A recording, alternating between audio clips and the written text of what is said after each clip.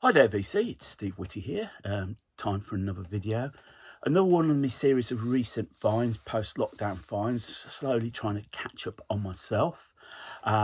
This video is going to show what I found in the Prog. Now, I'm going to split this into two videos. So the plan is that I'll do show some of my haul in this video and then do another video to show the second lot of haul. So bear with me. So without further ado, I hope everyone's well. I'll show the first record. It's not really, and you look at it and you think, crikey, this is a bit tatty. It's Yes, Fragile, fourth album released in 1971. First album to feature Rick Wakeman. Now, the reason I picked it up, and it was cheap, yes, and it has seen better days. Cover certainly has, but it's an original pressing on the Orange and Plum Atlantic label. So that was the reason, my rationale for purchasing a said record. And you know, so sometimes you just got to do these things. I know a really good Nick edition would cost me a fair bit, but so it plays okay. It plays okay. It does. I mean, it plays about the same as my reissue, 72 reissue does. Next album. This is a Dutch band called, I don't know how to pronounce this, Exception. And this is album 3. Their third album, surprisingly enough, released in 1970. Exception, as I said, were from Holland. Where quite a fair few bands of rock and prog were coming out, such as Super Sister, Earth and Fire spring to mind, and another band I'm going to show you in a bit. They started off as a beat combo, and they saw the nice and were heavily influenced by that. They were popular in Holland in the early 70s, still going, but they, like the Nice Days and Emerson, Lake and Palmer, they started adapting classical pieces into a rock setting. So, for example, you've got Peace Planet, which opens the album, which is from Bach. So, yeah. So, I'd seen their name bandied about. I'd never heard of them. I got this off eBay. I just put a bid in, and just out of curiosity, and won it. So I was pleased to pick this up, and if I do see any more of their albums, I'm certainly going to pick them up. Talking of Holland, we mentioned Exception there, and I mentioned obviously things like Super Sister, bands and Earth and Fire. In the rock vein, you've got Golden Earring, but a band that was really popular in the UK in the early 70s were these, Focus.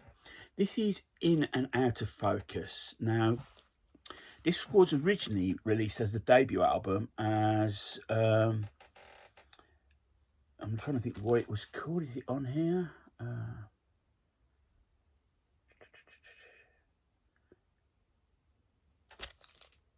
Yeah, it was really. It was their debut album released in 1970. I've sort of lost my track there. But it's got reissued as In and Out of Focus. I think this copy is dates back to about 1973. It's got Seymour Stein's cover notes there, and this really was on the back of the fact that Sylvia and Hocus Pocus had become really popular, especially in the UK. They appeared on the Old Grey Whistle test, and such was the demand for their records that the pressing plant that Polydor used were only pressing their records for that week. As it says, it is a debut album. House of the King is probably the best known song on here, which I think was used as a theme show. Music, you got Black Beauty, Focus 1 vocal, Focus 2 White Dream, Happy Nightmare. So really a starting point for Focus and their career. And then I've picked up a copy of Mother Focus. their 1975 album. This was their 5th studio album. Now, I wasn't aware of this. It was only when James Griffiths showed this in his video some time back that I became aware of it. I'd never listened to it before, never even owned a copy on CD or never streamed it. So I brought that. When I saw it in the shop, I thought I can't say no to it, so I picked it up. It's not up there with the sort of classic stuff. I think the quality started to go down. I'm not sure how long Jan Ackerman stayed around, to be quite honest, after this.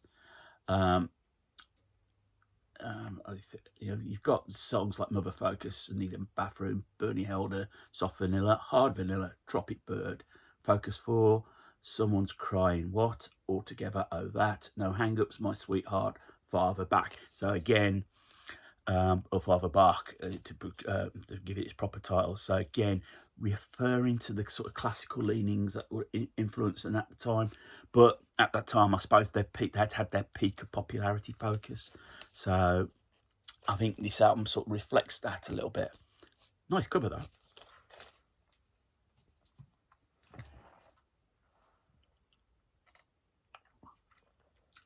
Quick slurp. Found this in the £2 bins in the local shop. This is Peter Gable Plays Live. Album dated from 1983. As it says, it's a double live album. Recorded on certain dates on the US tour in 1982 on the back of the release of his 4th album. And it's his first live album. It's a good live album. There you go, got the back there. Peter Gable in with the crowd, lies into the crowd. Though the way they've done the images makes it sort of sound like he's standing up and the crowd are all pushing towards him. Yeah, it's a good live album. You've got some good stuff on here. You've got here probably I Have to Touch, which was a single off the 4th album.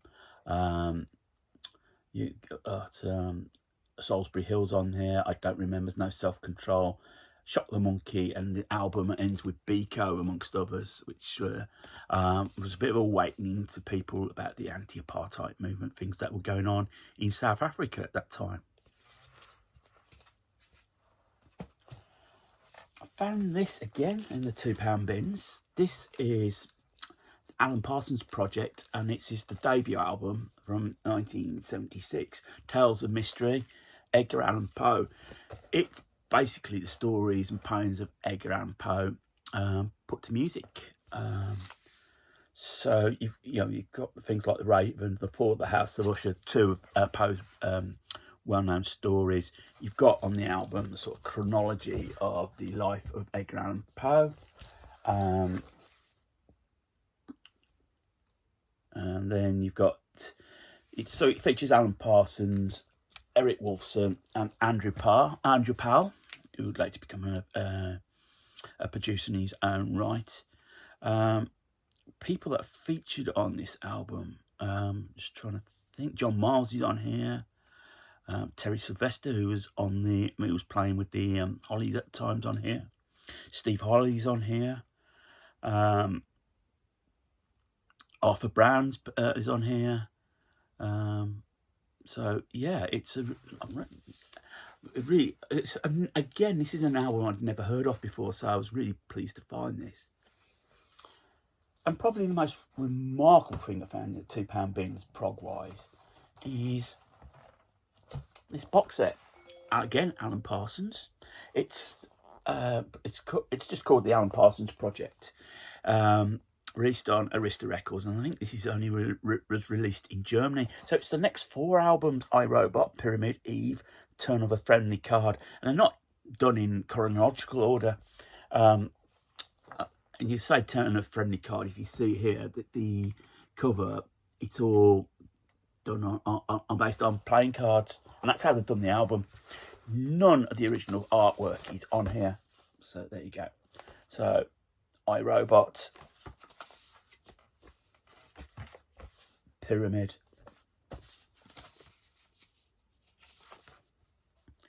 Eve, and the Turn of a Friendly Card. And I think there was only a little mark on the turn of the friendly card, which might be the reason why it ended up in the £2 bins. But, you know, a good overall of the early albums of Alan Parsons' projects. Stackridge Friendliness album, their second album, released in 1972 on the MCA label. Stackridge had a certain whimsical edge to their music. I think when I've shown their previous albums, this is not the. I've got a couple of other albums by them. You've got they mentioned that they actually, when they split up, so a couple of them went on to form the Corgis, who had particular success. There's the band there at the time. So yeah, it's not a bad album. Certainly a little bit of whimsy to it. I think bands of that ilk, the prog bands, were always looking for something, excuse me, that was to make them stand out a little bit more. So that, yeah, a bit like in a way, a bit like a poor man's version of Caravan. But correct me if you disagree. So you got tracks like here, Syracuse the Elephant, Friendliness, the title track, Anyone for Tennis, and in brackets Warren, Father Frankenstein. Anyone for Tennis, Warren is the writer. Father Frankenstein is Behind Your Pillar. There's an Instrumental Story of My Heart, Keep On Clucking, Friendliness 2, and Tea Time. So you get the idea from even by the titles what the band was about. Mike Oldfield, Exposed. This came out in 1979. Double live album. And it was highlight the fact that he'd started performing live. Mike Oldfield had gone through like Primal Scream session. He felt confident after that. He felt confident enough to go on the road and perform live. Prior to that, it was very insular. As I said, released in 1979. If I remember right, I think there was a limited run on this. I'm not sure if it got reissued afterwards, but there was only an initial run on this album. And that it sort of come back at the time he'd done a song called Guilty. Trying to think what's on it. You just get very little idea of what's actually on the album. I think the Tubular Bells is certainly on it. It's recorded live in Spain, Germany, Belgium, Holland, Denmark, and England during the 1979 tour. See what's on it. So you've got Tubular Bells, Guilty's on it. I'm looking at the second disc here. You've also got Incantations, which was the album at the time he was promoting. So yeah, there you go. And another Mike Oldfield. This is this album's called Airborne. This was a US only release. If I show you on Virgin, and it's there, the white Virgin label, a bit unusual. And again, it's into a live album, so it may be what they missed out on Exposed they got on here. So you've got here Platinum, Guilty, Into Wonderland, Punkadiddle, I Got Rhythm, and Tubular Bells is side 3, and Incantations is side 4. Always useful to add to the Mike Oldfield collection. Last two in his first part are by Tangerine Dream. This is Cyclone. You can see the cover's a bit knackered. Released in 1978, the 11th album. Released on, this is a mid-price reissue on Virgin, 80s reissue, not an original. Tangerine Dream and what it is, I remember the first time I listened to Tangerine Dream around a friend's house at the time. He put it on. He said, "You're going to like this." I nodded off, I was beginning to nod off. It's only about, I suppose, a bit later that I started to appreciate it. It is what it is. It's long keyboard pieces, just 3 tracks. Side 1, you've got Bent Cold Sidewalk, and then Rising Runner, and then side 2 consists of the 1-track Madrigal. So the final album I'm going to show in this video is Tangerine Dream. It is Logos Live. released in 1982. This album was recorded at the Dominion Theatre of the same year. I think it was on the Tottenham Court Road, I think, the Dominion. Again, it's a UK Virgin. It seemed a good idea to pull it out at the time. And it's just logos. It's just almost like a commissioned piece that takes off both sides. Not a bad album. I wouldn't say I'd go out my way to find seek live Tangerine Dream albums. I think you've got to be there to really appreciate it. There's the back cover there. So there you go, VC. So that's the first part of my prog recent finds. As I said, I hope everyone is well, and that it's all is good with you. Now, if you're new to the channel and you like what you see, click on the subscribe button. Thumbs up, thumbs down. Love the interaction. Feel free to comment. I will always get back to you. Now, as I said, I'm going to record part 2 shortly. So whatever you do, if you do decide to miss it, take care of yourselves. Keep spinning. More importantly, keep on smiling.